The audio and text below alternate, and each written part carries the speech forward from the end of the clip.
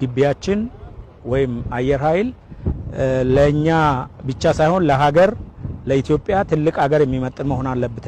ከላይኛው አመራር ከኔ ጀምሮ እስከ ታች ተራ ወታደር ጋር ስለተግባባን ሁላችንም ወደ ስራ ገባን።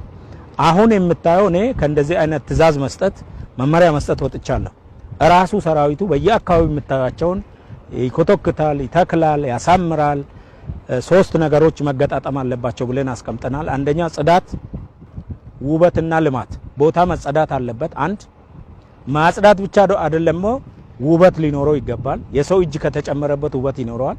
ማማር ብቻ ሳይሆን ደግሞ መልማት አለበት። ከዚህ መጠቀም አለብን፣ ሰራዊቱ መጠቀም አለበት ከልማቱ ብለን ሶስቱን በተቀናጀ መልኩ ነው የምንሰራው። ይሄንን ጀምሮ አሁን በየአካባቢው ሶስቱም ስለተቀናጁ ጽዳቱ አለ፣ ውበቱ አለ፣ ልማቱ አለ። ልማቱ አሁን ለሰራዊቱ ኑሮ ላይ ከፍተኛ እገዛ እያደረገ ነው። ከፍተኛ እያንዳንዱን ሰራዊት ጠየቅ ይቻላል፣ ማየት ይቻላል፣ መጎብኘት ይቻላል። እኔ በግሌ ለሀገሬ ማረግ የምችለውን ወይም ደግሞ እዚህ ጋር ጉልበቴን እውቀቴን ቆጥቤ ያለው ምለው እንትን የለኝም። እጅግ በጣም ደስ ይለኛል።